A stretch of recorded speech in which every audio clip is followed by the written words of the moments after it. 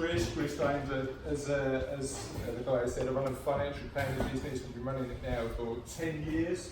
And I'm going to talk about happiness today, not money. The reason I'm going to talk about happiness is because of a client of mine, Tony. Tony has been a client of mine for 6 years. 2 years ago he came to me and said, I'm going to talk to you about my mum. Because my mum's got over £1 million that she's got invested, and her financial advisor has said to her, don't spend it. I said, how old's your mum? She was 80.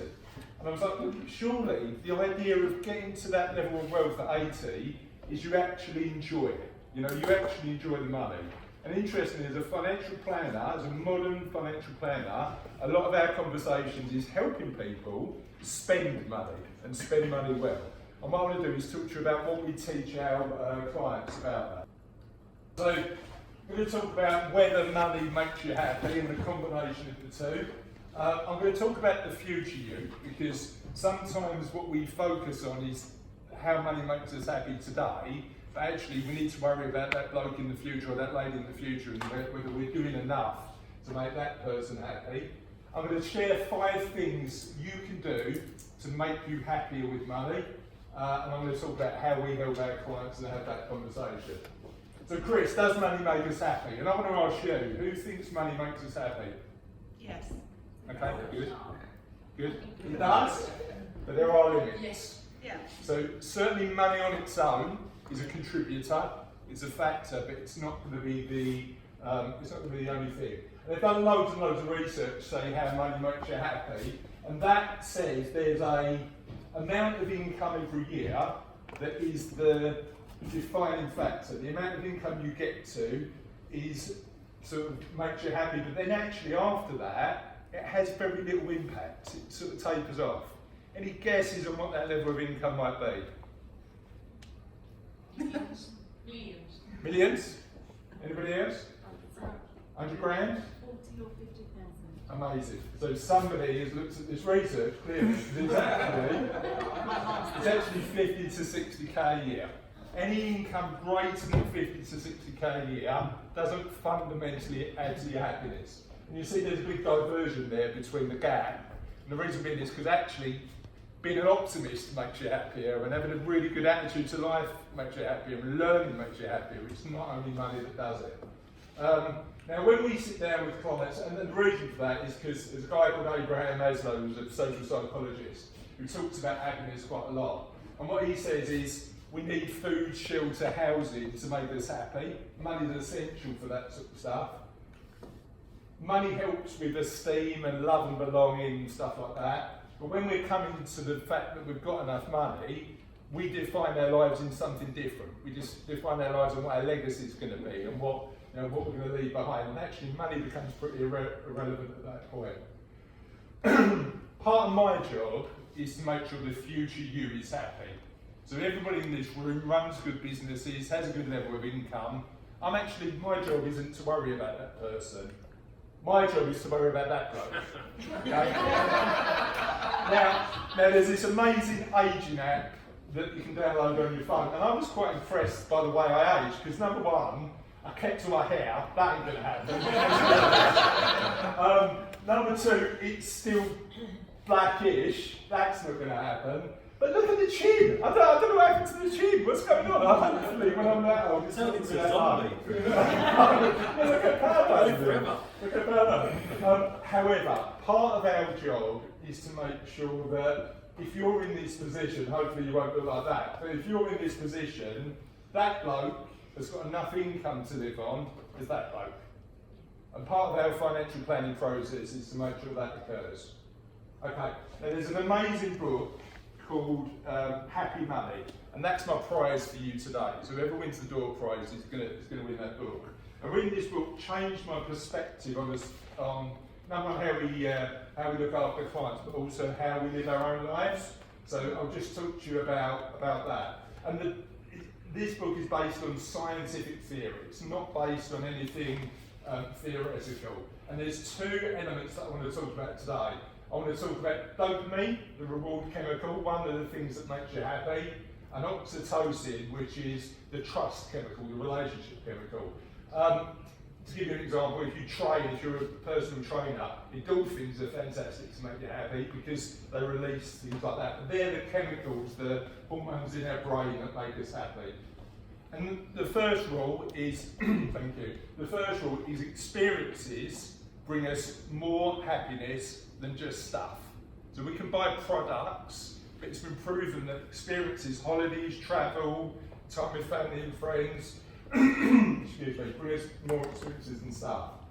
Planning and anticipation, those experiences make us happier, and treating yourself, buying yourself a future present, makes us happier as well. So people see these offers about buy now, pay later. Actually, what makes us happier is pay now, enjoy later. It's really interesting, it's counterintuitive. So when you're, let's talk about dopamine as an example. When you're talking about buying stuff, let's say for example you've got a perfume or aftershave or whatever it is, it does make you happier, okay? But then there's a big crash, okay? Then you buy some more stuff, dopamine goes up, goes down again. And actually it doesn't matter how big the purchase, be it a car, a dress, aftershave, actually the happiness it gives you is pretty relative. You know, it's not linked to the size, it's linked to getting you that rush. But you're always on, when you buy stuff, you're always on that up and down. The evidence says that buying experiences are slightly different. So buying experiences like holiday, travel, doing stuff, still gives you that thing, but what do you think you get out of it that you don't get with stuff? Memories. Absolutely right. So you get memories that are more powerful over the longer term than that. But you get more than that. You get the anticipation of enjoying that experience. And that generates happiness as well. I said to Tracy this morning, I'm planning my holidays for next year. I just enjoy planning them. You know, I just enjoy sort of working out where I'm going to go. Anticipation. And actually, it's been proven as well that making it a treat, planning for it now and enjoying it later adds to that happiness. One of my big ones is there's been a joke in the room today that I delegate quite a lot of my work. It's not a joke. So, the reality is I delegate all my work. And the reason being is because for me time is more valuable than money, right? So I focus really intently on, again with our clients and with us, buying back time. And these are the questions that I'd suggest you ask yourself. What do you dislike or hate that you still do? Who could you get to do it? Be it externally or internally within your business? How much will it cost? And is your time worth more? And 9 jobs out of 10 in my business and in my life, the answer to that is my time's more valuable than that. So in what areas? Bunch of areas you can do it with. And effectively, I believe that, and the evidence says, you should be spending your time doing 3 things. What you're really good at, what makes you happy, and what you're really good at that makes you happy. Simple. Really simple stuff. There's a really good book on that. Will it make the boat go faster? Talks about focusing on what you're good at and nothing else. Delegate the rest. The big one for me is invest in others. So in the book, it's about an experiment where they give every person a Starbucks card and said you can either spend this $5 on you or spend it on somebody else. There was a 30% uplift on the people who spent it on somebody else. Okay? So investing in others and giving others. So when we came to Tony and his mum, guess what she wanted to do? Take her family on holiday, enjoy it, spend it, and share those memories.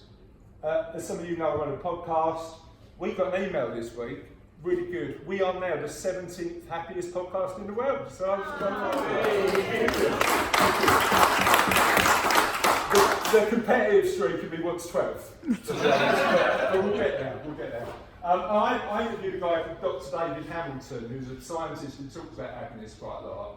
And he talks about the benefits of kindness and doing that. The hormone, the sharing community hormone, is really good for giving happiness. So when you're looking at spending money, spend it on the people you love the most to make sure that you can do that. So as a financial planning firm, how can we help?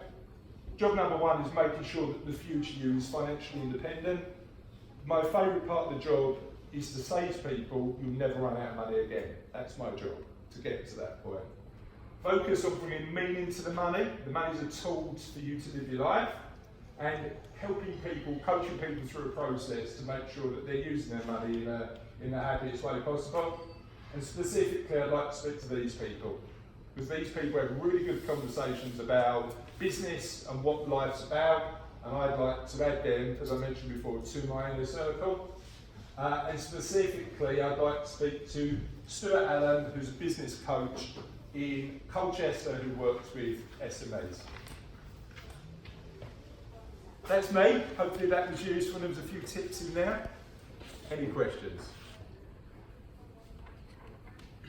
Hi. At what stage should you start, in terms of having money, should you start using someone like you to plan for your future wealth? Yeah. So for me, from a value add perspective, we suggest that having about 200k in assets over and above your property, because actually your property isn't an asset, it's your home, is the sort of point that you should start thinking about getting some really good quality advice. The challenge I've got is that I can't add much value because we're quite expensive, because my time's really valuable.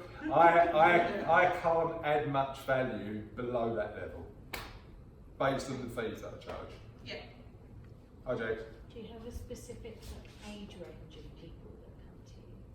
So typically, typically people come too late, is the answer to that. On average, it's 55 to about 65, because at that age, you're then thinking about what the next stage of your life is going to look like. I'd actually like to speak to people late 40s, early 50s, because you've got a bit more scope then to do a bit more planning. Is that, do you think, because they think it's too early to think about Agreed, it? yeah, so they think it's too early. Problem is, I showed you those two photos, you definitely don't want to start planning when you're the second one. You want to start planning when you're the first one, so that when you get there, you've got enough. And we've had people where we've built somebody's financial plan and we've said, you're going to have to wait another 7 years for you to achieve that level of financial independence, and they're 68 by the time they achieve that. And if they would have spoken to us 8 years before, we probably could have put actions in place to get them there earlier. So Any other anyone else? questions? No? Cool. I think you're good. Thank you.